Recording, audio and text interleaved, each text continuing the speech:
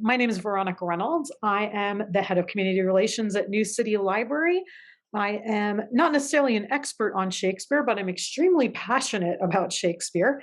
I studied him pretty extensively in undergrad and have continued to make it a hobby of mine.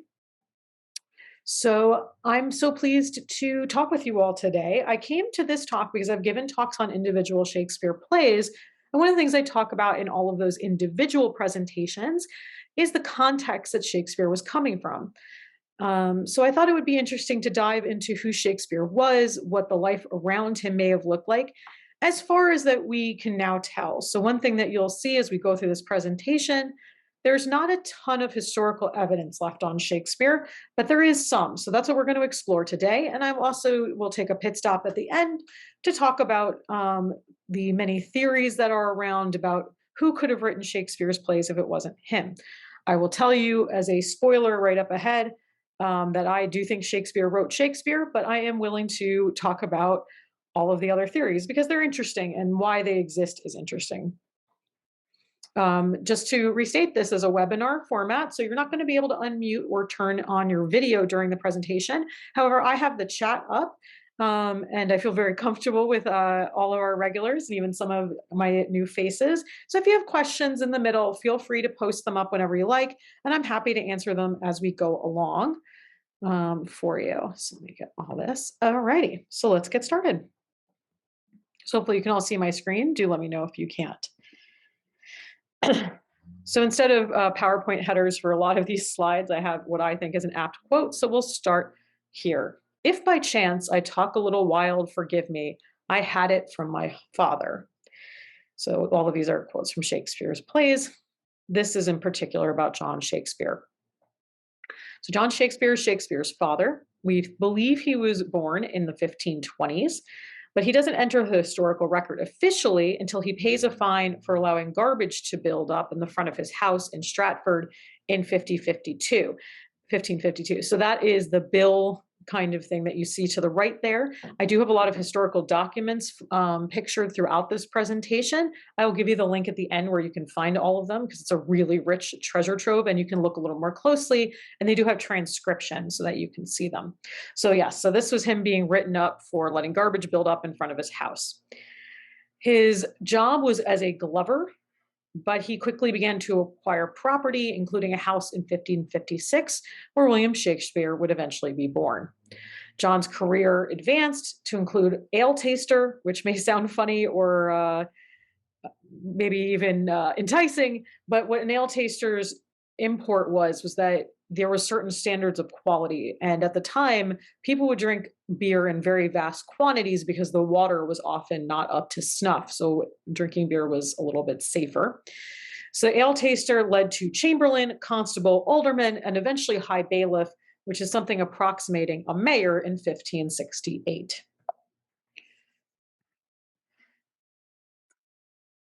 In the 1570s, records revealed increasing money troubles for John. This happened, I believe, twice during the course of his life, to the point where in 1578, he's exempted from paying taxes as an amnesty for the poor. But between then and 1596, he kind of turns his business around again. And in 1596, with the help of William Shakespeare, he receives a coat of arms, which is the symbol of respectability. They were really sought after and they were quite expensive. They estimate that it probably cost about 20 pounds.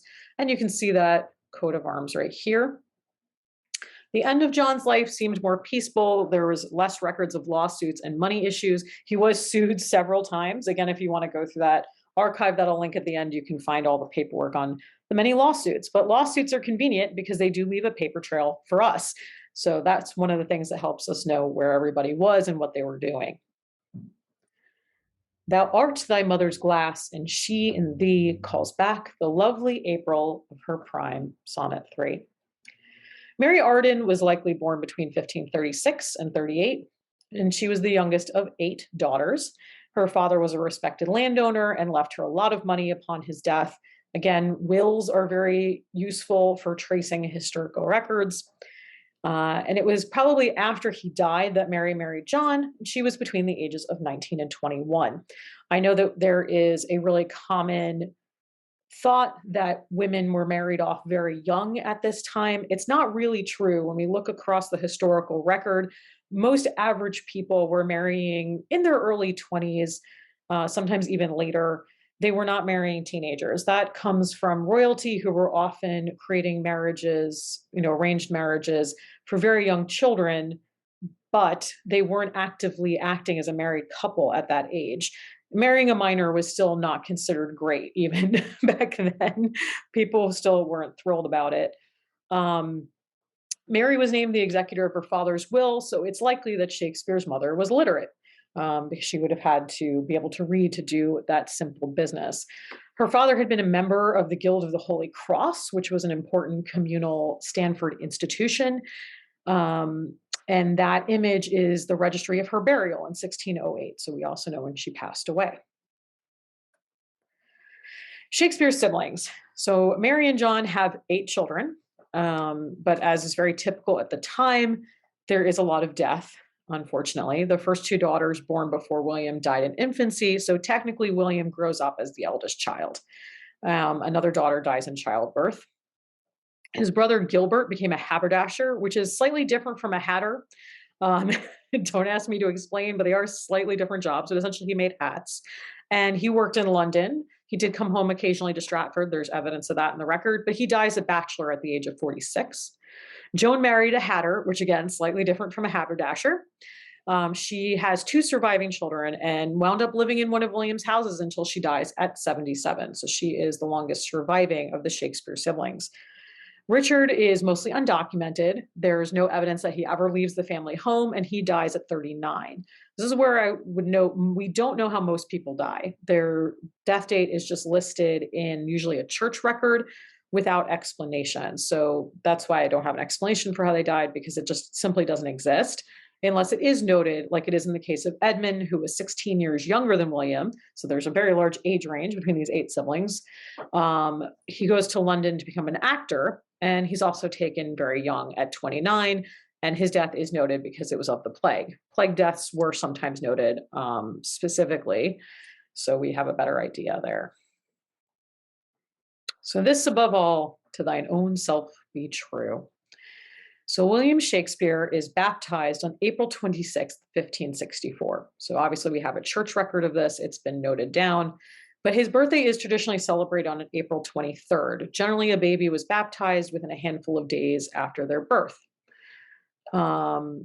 The exact date isn't known. Jeff says, I thought a haberdasher ran a man's clothing store like Harry Truman. Very possible. Haberdashery could just mean men's fashion in general. It is kind of a broader term, but they did include hat making. So take that for whatever it's worth.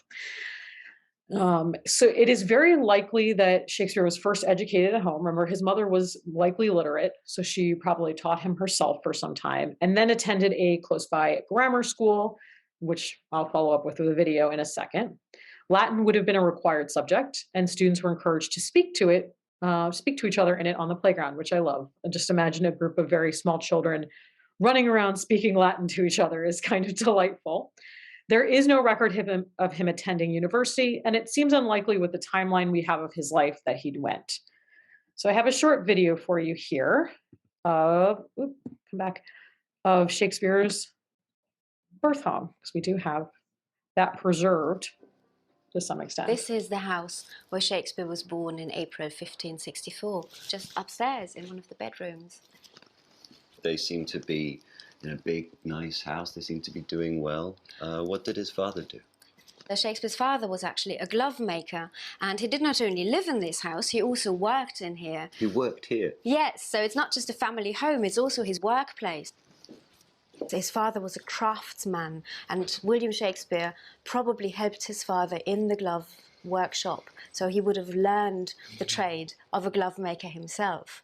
And he also managed to get quite a lot of references into his plays about gloves and leather making. Romeo and Juliet. Yes, exactly. Oh, that I were a glove upon that hand. We're pretty sure Shakespeare came to school here at King Edward's, just around the corner from the family home. William was able to attend this school for free because his father was a town councillor. Magnificent building.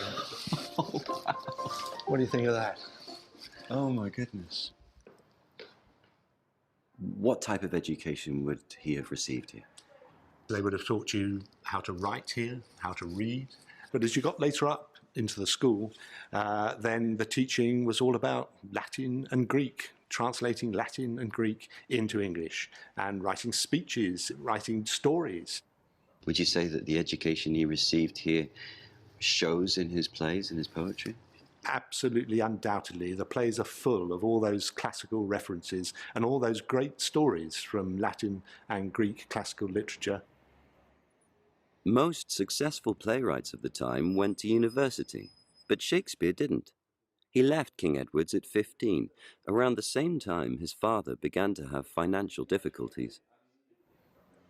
Did it harm Shakespeare's career as a playwright that he didn't go to university? Well, we think perhaps the opposite. At university, you were taught how to write plays. So his style, when he came into writing plays, was completely new. The text had that lovely lyrical style. It's beautiful poetry. And all the stories that he'd learnt here at the school were put into his plays. He certainly broke through this whole formal way of making plays, and suddenly a new way of looking at theatre is opened up for everybody to come and see.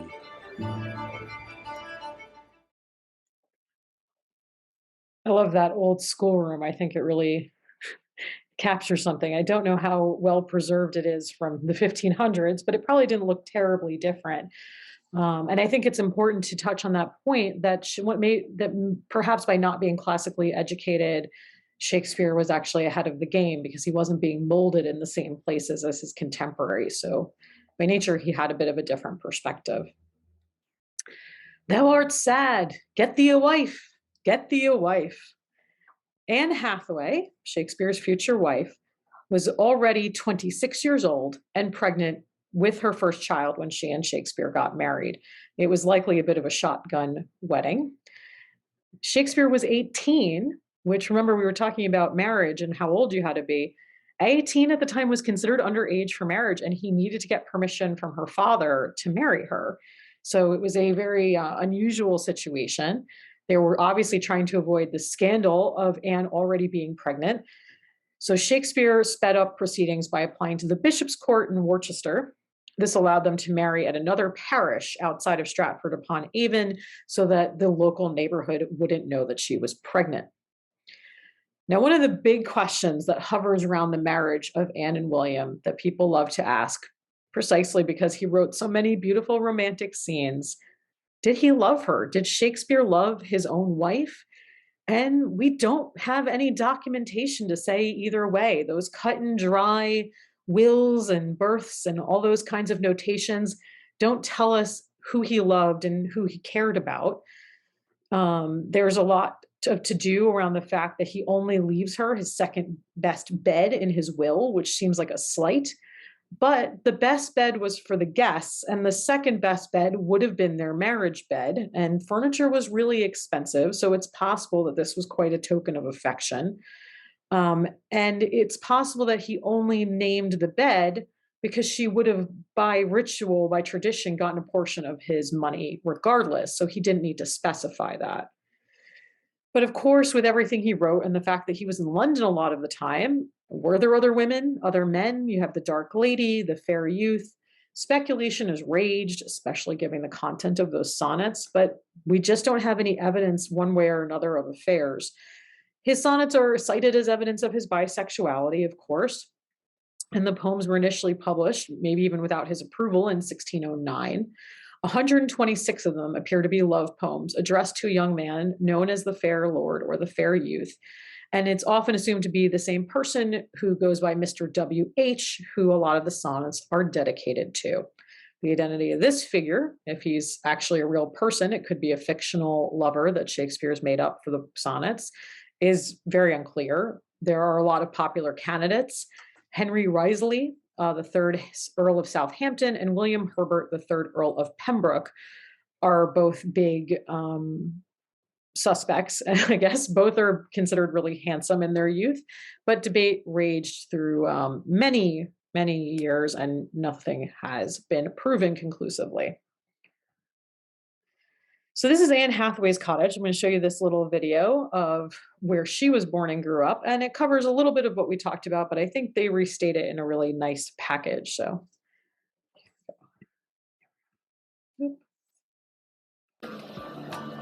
this is arguably the most famous cottage in the world. It was famous because it was the home of Anne Hathaway, wife of the world's most famous poet and playwright, William Shakespeare. Little is known about Anne beyond the typical milestones of life.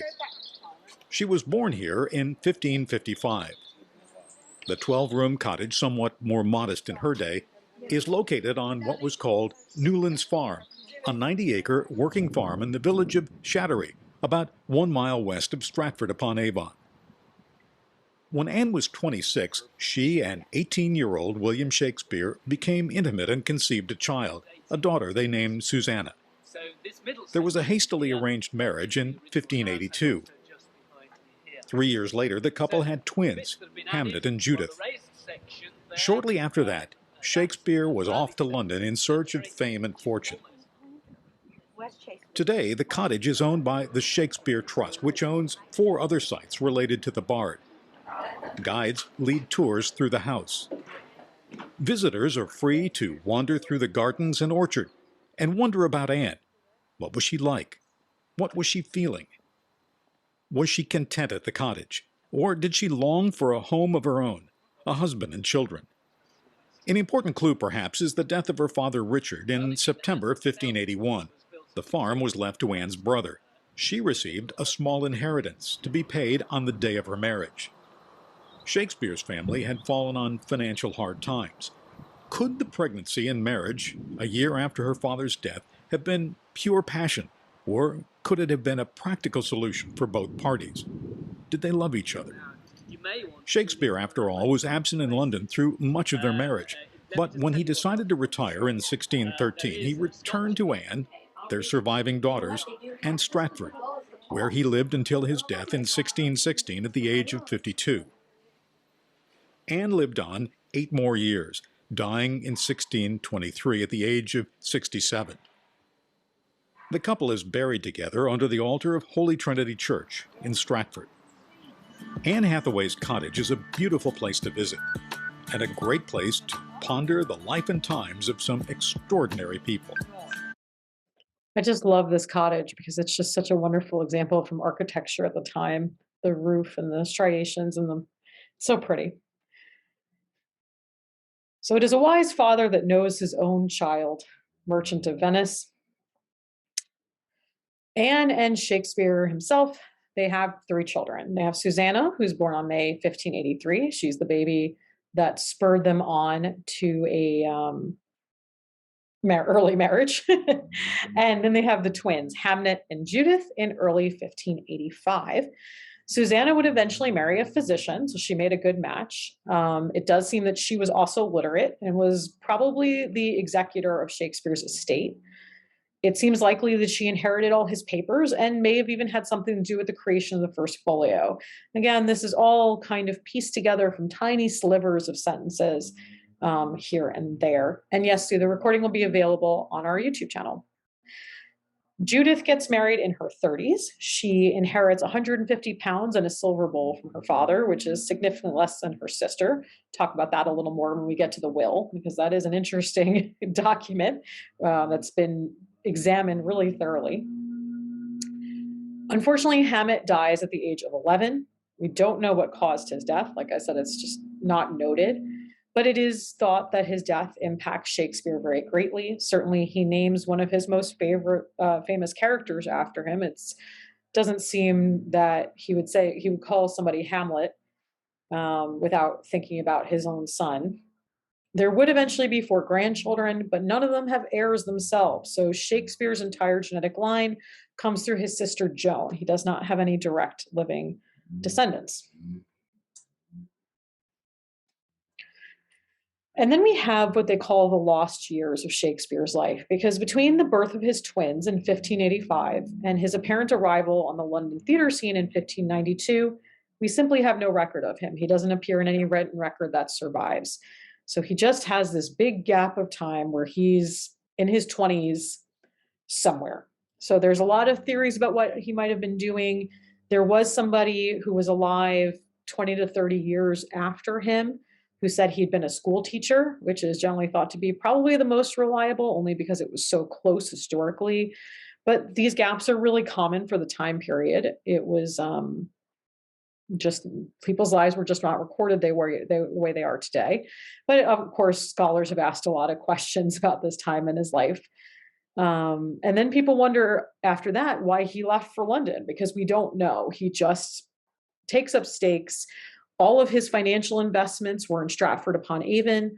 To clarify that, his father, who was a glover, also was likely a wool trader. And some of that business would have continued on to Shakespeare himself. So he had a lot of money tied up, and he had a couple of properties that he managed as well. So for him to up and leave when all of his business was in Stratford upon Avon was really interesting, because his wife and children were certainly going to be sustained by those investments. So it probably wasn't a monetary decision.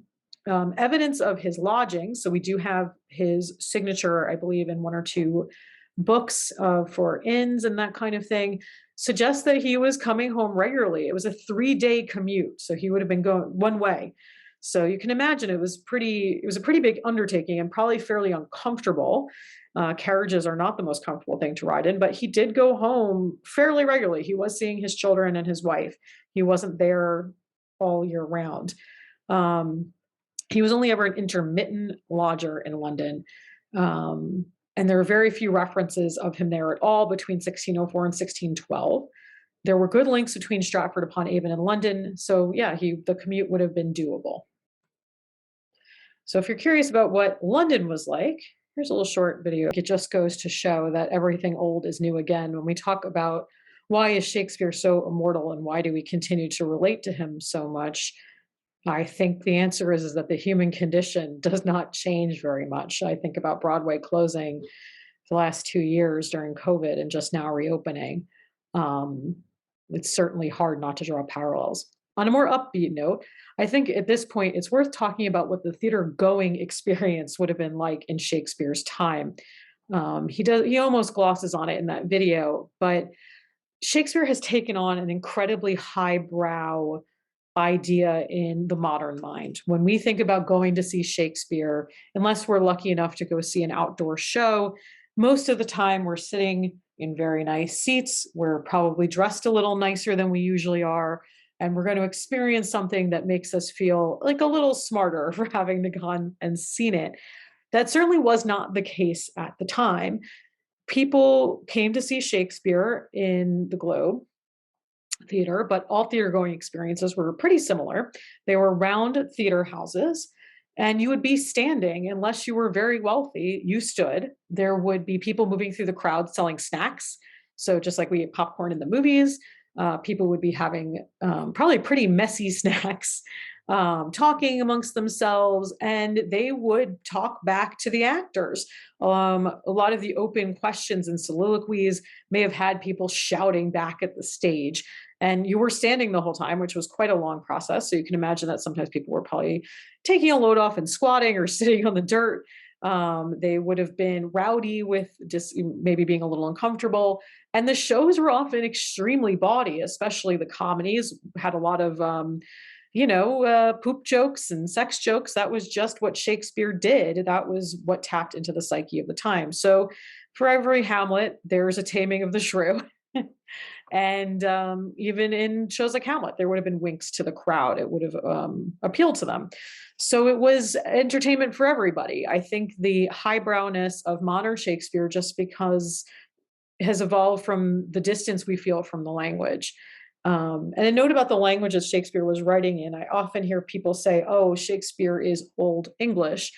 If you're curious about what I'm about to say in more detail, I do have a lecture up on YouTube about the history of the English language, where I go over the entire evolution of English as a language. But Old English does not sound anything like what we're used to hearing. It was a Germanic offshoot that had not had French introduced to it yet. So it sounded more like this.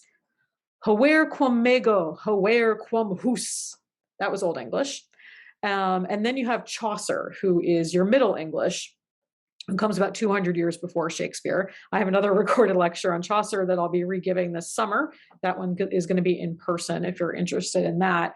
But Chaucer was Middle English. Shakespeare is modern English. He's just earlier modern English, but the great vowel shift has happened. It sounds like English. If you were plopped down into Shakespeare's England, you would have at least a chance to understand what was being said. The other issue is what has happened over time is that we've lost the pop culture references. Just like when you might show a younger kid something that came out in 1945, they may not have the pop culture references of that era to understand the jokes. This happens to us, and I will probably say this at every Shakespeare lecture I ever give because I find it very, very funny. But there's a beautiful quote in one of Shakespeare's beautiful plays: "A rose by any other name would smell as sweet." And it's a beautiful line. But what it's very likely referencing was one of Shakespeare's rivals was Christopher Marlowe. And Christopher Marlowe had a theater across the Thames from the Globe called the Rose. And it had a terrible sewage problem. So it was probably a jab at Marlowe about how the Rose stank, because that was the kind of joke Shakespeare often liked to make. But of course, we can't sit around having our ha-has about that. To us, it's just a pretty line. So we are moving away from a deeper understanding of these shows because we're losing the references, which doesn't mean we can't appreciate them, but I think it is part of what makes Shakespeare feel a little more highbrow and hard to reach. So let's talk about his career. "If it be man's work, I'll do it," from King Lear. So by 1592, Shakespeare has begun to establish himself as a playwright in London. He writes his early works, which we get the historical cycle of the Henrys, Two Gentlemen of Verona, and Titus Andronicus, which is his bloodiest play. And to me, it makes sense that it's a young man's play because Titus is just a total bloodbath from beginning to end. If you've never seen Titus Andronicus, I do recommend the more recent film version of it with Jonathan Rhys-Meyer is in it. It's probably about 15 years old now, but it's a good watch and it does capture the feeling of the play. But do be prepared. It is a brutal, gory show. Probably what we would consider a horror movie at this point. So Shakespeare's first printed works are actually poems: Venus and Adonis in 1593 and the Rape of Lucretia in 1594. And because I do see this get asked, rape had a different meaning at the time. It was more closer to kidnapping, although obviously the word comes by its modern meaning deriving from this. It is meant to imply nothing good. Let's just say that. But these two of Shakespeare's poems are both dedicated to Henry Wriothesley, the Earl of Southampton, who would become Shakespeare's patron. And as we said earlier, it does have those WH initials that could be possibly our fair youth or our fair lord. Once that stint of the plague ended, because there was one going on at the time, Shakespeare teams up with other actors to form a brand new company, the Lord Chamberlain's Men, called that because they're under the Lord Chamberlain's patronage, meaning so he's funding most of their work. You needed a patron to survive in the arts at this time. Chaucer had a patron. Pretty much every major artist that survives to us from that time period had a patron. You needed funding. There was no arts grants. You just had to find someone who had money and hope that they found you entertaining. The lead actor of that company was Richard Burbage, and he would be the first actor to play many of the most famous roles in Shakespeare. So Burbage originates Tunbelies. And I always think it must be nice as an actor to get remembered for 500 years because you lucked out and were hired by the most famous playwright in history, because that's certainly no guarantee. Shakespeare was also a member of the troupe. He acted in many of his own plays, though we don't know which ones or in what roles, unfortunately. But we know he was because he got a portion of the profits. So there's some legal documentation about that. And he became so successful by owning part of this troupe that he was able to purchase property back in Stratford, which he calls the new house. And that's where his young family would eventually grow up. You can see there on the right-hand side, the Love Labour's Lost front page. I believe this was a quarto, which I'll talk about in a little bit. And you can see that it is actually credited to him. It's by W. Shakespeare, and that's in 1598. A note about Shakespeare's name, too. Standardized spelling hadn't come into existence, which I know we have a hard time wrapping our heads around, but the Gutenberg press is invented in 1495, I believe. It doesn't really make its way over to England right away. And once it does, then we start to see the beginning of this concept of standardized spelling, but it takes a really long time to take root. And most people who wrote longhand did not use standardized spelling. So what that means is even your own name could change. And Shakespeare would in fact sign his name, I believe, 7 different spellings on different legal documents. And the handwriting all matches. It's definitely him. It's just that the whole concept of spelling was a relatively new one and would not have been a big deal even in his early education. So that's something to know. Another thing about acting at this time is that women, of course, were not allowed to perform because it was considered to be sex work. It was lumped in with prostitution. So all female roles were played by young boys or young men. And, oh, that's right. So this Love Labor's Lost picture is actually the earliest known instance of Shakespeare's name being printed in his own work. Earlier plays and poems were printed without attribution, which again would have been fairly common at the time. So to continue on work. So for almost 20 years, Shakespeare is the main dramatist for the Lord Chamberlain's Men, creating on average 2 plays a year, which is like a pretty great rate of production when you consider what in high esteem we hold most of those shows. The guy didn't miss. So he's writing an incredible amount of work. For someone who died fairly young, he has left behind quite a body of entertainment. The group would eventually become the King's Men when James I is crowned and becomes their patron. Before that, it was Elizabeth.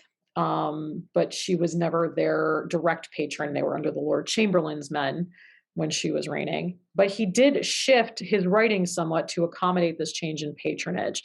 So what I mean by that is when Elizabeth, through the Lord Chamberlain, was the patron of the Chamberlain's Men, he wrote a lot of things that were about her ancestors. So one of the reasons we still demonize Richard III to this very day is Shakespeare's wonderful play that makes him quite the villain. And that would have been to his benefit politically because the Henry that ascends the throne by defeating Richard III is Elizabeth's ancestor. And you wouldn't want to paint Richard III in a good light, all things considered, and kick off another War of the Roses. That would be unfortunate. And you can see that bent through all of his plays. Elizabeth's ancestors are shown in really great light. And then James I ascends to the throne, and we think, it's hard to tell, but the first play he would have written under James I's patronage is Macbeth. And Duncan, who is the hero of, not Duncan, Macduff? It's been a while, sorry, is one of James I's historical ancestors. So even though Macbeth is considered a tragedy, not a history, it's certainly glorifying one of James I's ancestors. And also, it's got a lot of witches in it. And for those of you who don't know, James I was terrified of witches. And he killed a lot of people that he thought were witches in his time. He wrote a book on witchcraft and finding it and eliminating it. So that's no coincidence that there are witches in Macbeth. It is also Shakespeare's shortest play, and James I was notorious for not having a super long attention span. So that's probably not coincidental either. So it's just interesting how these things that we don't think about are pushing and pulling at these great plays that have outlived all of the people that they were really about. Shakespeare also becomes a member of the syndicates, which owned the Globe and the Blackfriars Theater. So his percentage of profit has increased there. So he does have many patrons over the years, including for a while, Queen Elizabeth, and then also William Herbert, 3rd Earl of Pembroke, and his brother Philip, to whom the first folio is eventually dedicated. More on the folio in a minute. And eventually he retires, he goes back and forth still a little bit, from life in London in 1610. To die, to sleep, perchance to dream. So Shakespeare dies on April 23rd, 1616, at the age of 46, and the cause of death is unknown. His will is about 3 pages long, and it's a really rich document for information about his life. You can see it pictured there on the right. The will was written a few months before his death, and although it starts with, "I am of sound mind and body," people kind of think that was some legalese and that he was probably already ill, or why was he bothering to sit there and pen it. One of these little bits that's very interesting historically is he leaves all his clothes to his daughter, Judith. Clothes were actually quite expensive. You did not own lots and lots of outfits. So individual items were worth a lot of money. And it may be that he left them to Judith to sell rather than leave her money, because her husband was quite disreputable, not very well liked. He was a womanizer. And Shakespeare seems to have cut her portion of the will after she got married. This may have been a way for him to still leave her money. And as you remember, she got 150 pounds and a silver bowl on top of that. But Susanna is the executor of his will, and she gets significantly more money. And you may remember that Anne, his wife, gets the second best bed. So we come to the first folio. So after his death, two of Shakespeare's friends decide to publish his collected works. They were John Hemming and Henry Condell. They had all been in the King's Men with him. They wrote they did it only to keep the memory of so worthy a friend and fellow alive as was our Shakespeare by humble offer of his plays. I've made one small change there, which is the word alive is actually spelled with a U, but that was most likely due to how they wrote at the time. Sharp letters were avoided because you didn't want to break the tip of your quill. So alive was still pronounced the same way, but they would spell it with a U so they could round out the bottom. That frequently happens with those elongated Fs. If you've ever seen in something from this era, a really long curly F, and it doesn't seem to make sense with the pronunciation, they were probably drawing that so they weren't writing an S, because S was a notorious quill breaker. The folio is actually titled Mr. William Shakespeare's Comedies, Histories, and Tragedies. Folio meant that it was made from a large size paper. So it was bigger, it was a bigger book. Many of his plays had already been printed, so this isn't technically the first printing, but they were in smaller books, were called quartos, which were quarter size. They were unbound. They were just kind of a loose grouping of papers, and once someone was done with them, you would just throw them out. They had their own way of recycling at the time, so if you knew somebody who had a fish business, they probably wrapped fish in them and that kind of thing. But long story short, a lot of Shakespeare's plays wound up in the dustbin, which is kind of odd to think about considering how much we venerate it now, but a lot of those original books were wasted. Folios were bound, they were a little more expensive. Ben Jonson, who was himself a famous playwright and a friend of Shakespeare, wrote an introductory poem. The folio, so again, when we're talking about there's not a lot of standardized spelling, I love this. It was proofread while it was being printed. They kept going through and making changes because the printing press was a slower process. So I guess they would print a copy, bind it, and before they sold it, they maybe would do a quick look through, find something and fix it. So different books that were technically from the same edition would have totally different errors and typos in them, which makes them all a little bit unique. So about 750 copies of the folio were made, which was a lot at the time, and they would have been sold bound for £1, or what would roughly be $188 in modern money. There are 235 surviving copies, which is really amazing. There's not too many books that have lasted 500 years that we have 200 copies of. I believe the Canterbury Tales, we have 24 copies, which granted is somewhat older, but it's pretty incredible. It really shows how quickly Shakespeare became venerated and people wanted to save his work. And in case you're curious about what a first folio would get you these days, last year, Mills College auctioned their copy for $10 million. So pretty good investment if you're willing to wait 500 years to get there. No legacy is so rich as honesty. So this is where we come to the post-Shakespeare debates. So the debate over the authorship of Shakespeare's plays does not begin for decades after his death. It is not something that people questioned at the time, as far as we can tell. Most Shakespeare scholars believe that he is indeed the author of the works attributed to him. The first major point of evidence is that it's his name in all of the works. It would be an unusual step to use a pseudonym of somebody who was already attached to those works. We know that there was an actor named Shakespeare who was in this troupe.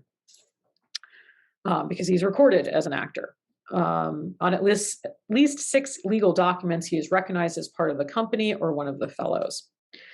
It's also evident in his will that William Shakespeare of Stratford upon Avon is the same one that owned a share of the globe and performed with his fellows. So we can equate these two men were one and the same. Further, many contemporaries, people who were alive when he was alive, called him a playwright. And sometime before 1623, a statue was erected in his memory that depicted him as a writer. So this statue was built while he is just shortly after his death. The reason this statue becomes a point of debate, it's quite an interesting little moment. This is when we talk about misinformation and how everything is old and new, it is new again. Here is some historical misinformation. So the monument in Stratford is a demi-figure effigy with a pen in his hand. You can see it depicted there. And it has an attached plaque which praises his abilities as a writer.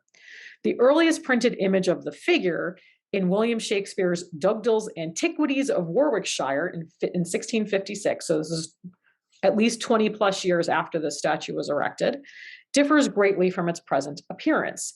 Some authorship theorists, those are people who believe that Shakespeare didn't write his plays, argue that the figure originally portrayed a man clutching a sack of grain or wool, which was later altered to help conceal the identity of the true author. An attempt to put a rest to such speculation in 1924, M.H. Spielman published a painting of the monument that had been executed before the 1748 restoration. We'll get to why the 1700s are important in a second, but the 1700s are where a lot of the debate starts on this, which showed it very similar to its present day appearance. The publication of the image failed to achieve its intended effect, and in 2005, Oxfordian, meaning someone who believes that Shakespeare was the author, isn't the author, Richard Kennedy proposed that the monument was originally built to honor John Shakespeare, William's father, who by tradition was a considerable dealer of wool.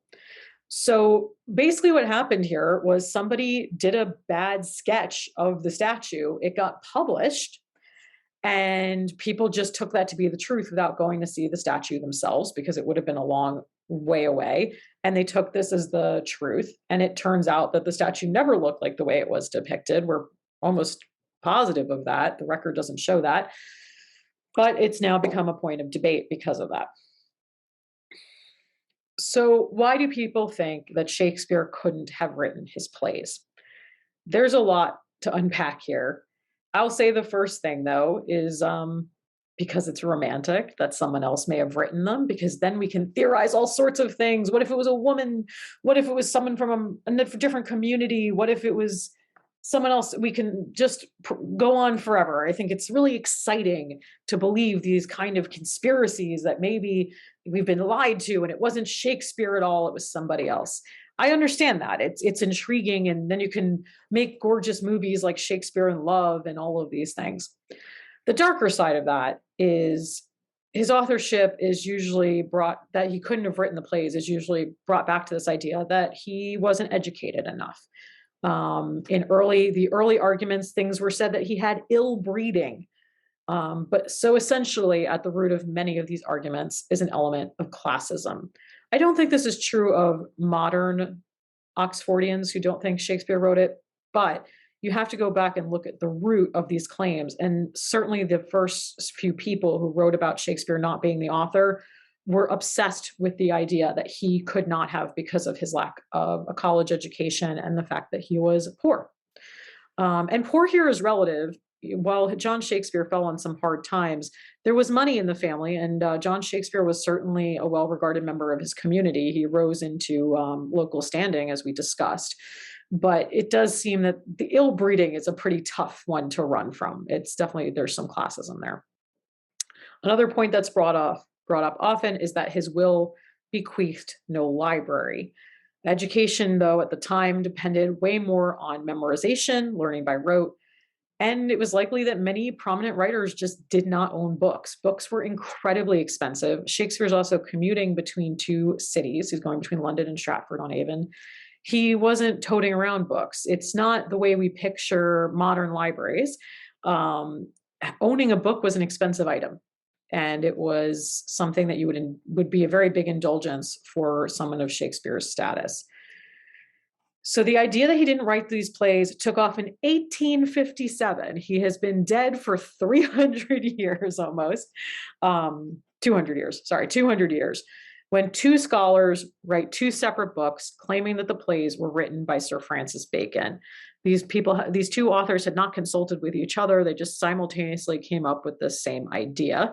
And then just like modern times, everyone can relate. These two scholars came up with these ideas. They wrote these books, and then celebrities got involved and repeated all these claims.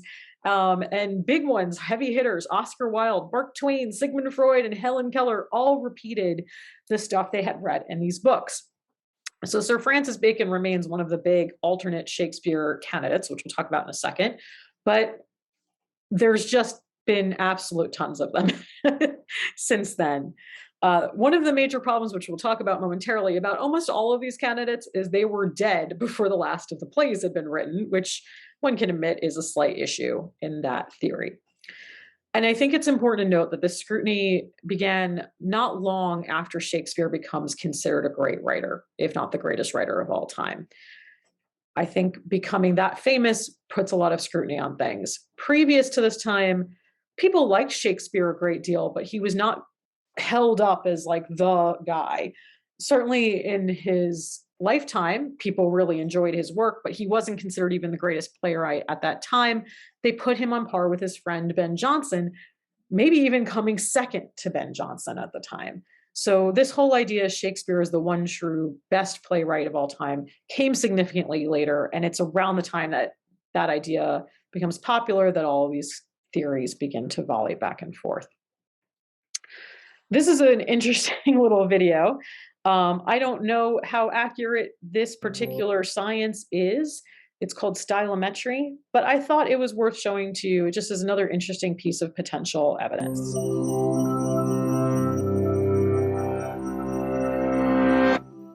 Some are born great, some achieve greatness, and others have greatness thrust upon them, quoth William Shakespeare. Or did he? Some people question whether Shakespeare really wrote the works that bear his name, or whether he even existed at all. They speculate that Shakespeare was a pseudonym for another writer or a group of writers. Proposed candidates for the real Shakespeare include other famous playwrights, politicians, and even some prominent women. Could it be true that the greatest writer in the English language was as fictional as his plays? Most Shakespeare scholars dismiss these theories based on historical and biographical evidence. But there is another way to test whether Shakespeare's famous lines were actually written by someone else. Linguistics, the study of language, can tell us a great deal about the way we speak and write by examining syntax, grammar, semantics, and vocabulary. And in the late 1800s, a Polish philosopher named Wincenty Lutosławski formalized a method known as stylometry, applying this knowledge to investigate questions of literary authorship. So how does stylometry work? The idea is that each writer's style has certain characteristics that remain fairly uniform among individual works. Examples of characteristics include average sentence length, the arrangement of words, and even the number of occurrences of a particular word. Let's look at use of the word "the" and visualize it as a dimension or axis. Each of Shakespeare's works can be placed on that axis, like a data point, based on the number of occurrences of that word.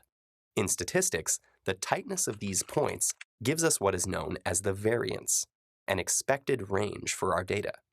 But this is only a single characteristic in a very high-dimensional space.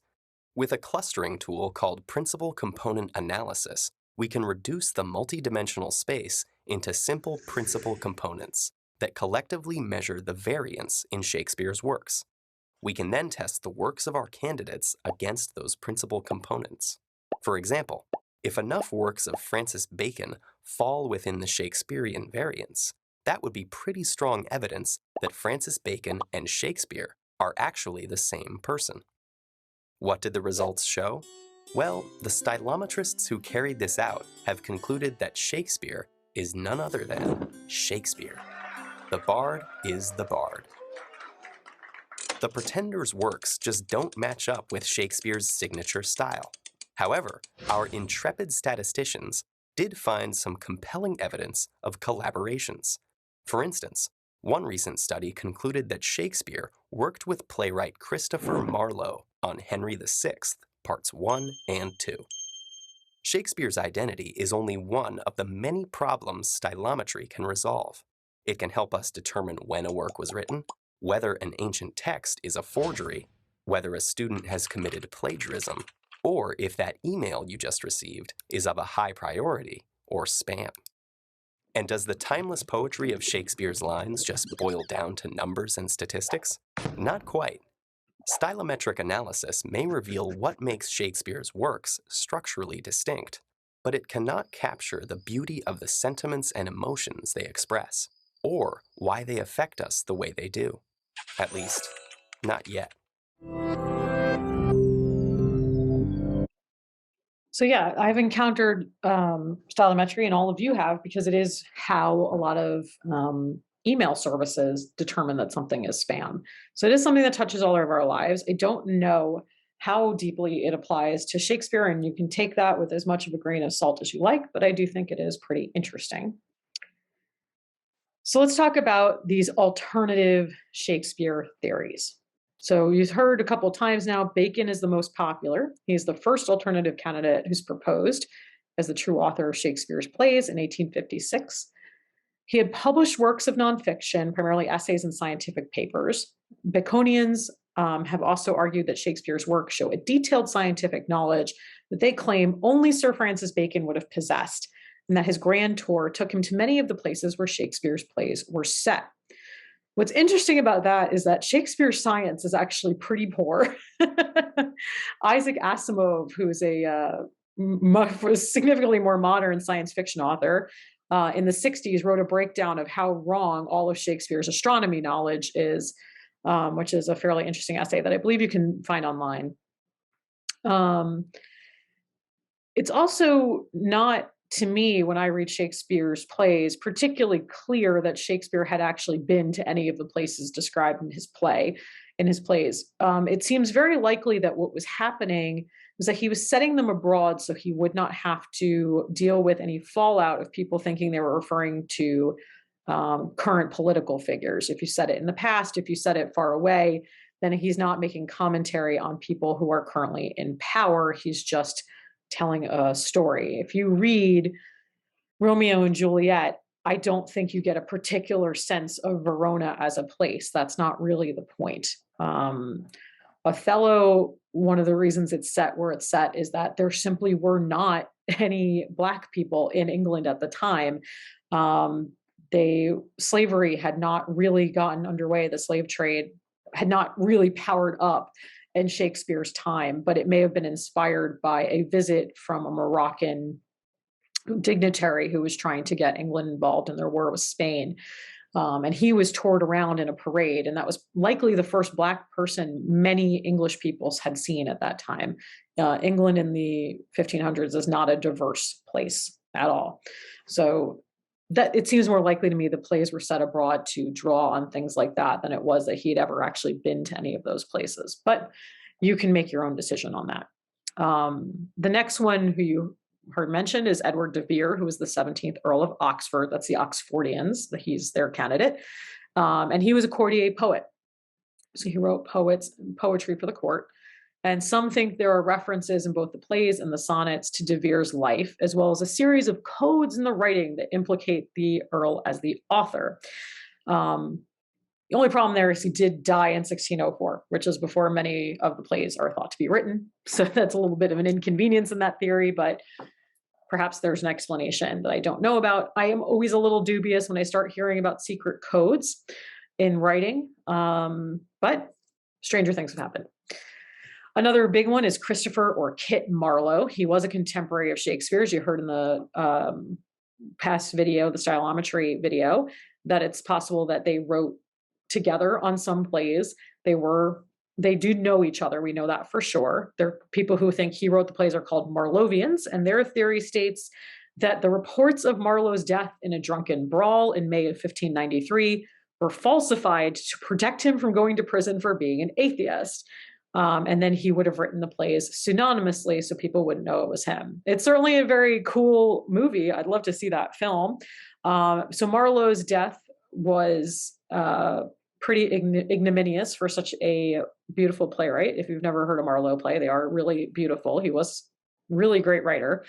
But it was a fight over a bill at a bar, and it was pretty ugly. But he was known to drink, and what can I say? Either he died or he didn't. But that's the theory. There's also William Stanley, who's the 6th Earl of Derby, and his potential authorship hinges on letters which reported that Derby was unlikely to advance the Catholic cause as he was busy penning plays for the common players. Okay, so it's a throwaway line in a letter, but it puts him into the running as well.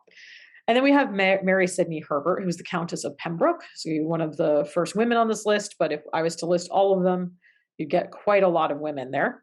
And she is one of the writers that has been linked to this debate because the first folio is dedicated to her 2 sons, who are called the Incomparable Brethren, who people say were not connected to Shakespeare previous to that. And it is thought that Shakespeare may have used one of her plays, The Tragedy of Antony, as source material for Antony and Cleopatra. Because if you've never heard this before, none of the stories that Shakespeare is utilizing are original to him. I think we all kind of know that. They're drawn from classics, as was really common at the time. They're not stolen, it's not plagiarism, but he is using some stuff from the Decameron, from history. That's just what you did. And it's possible that he read her Tragedy of Antony and used some of it for Antony and Cleopatra. But of course, because she was a woman, she wouldn't have been allowed to write plays for the public theater. But the thing is, her sons didn't need to have a connection to Shakespeare because he didn't have any hand in producing the first folio. His friends, Condell and Hemmings, did have a connection to those 2 boys. So, and they helped put together the first folio. So hard to say, but there is that. There are many, many other candidates that I'm not listing, some with better and worse cases.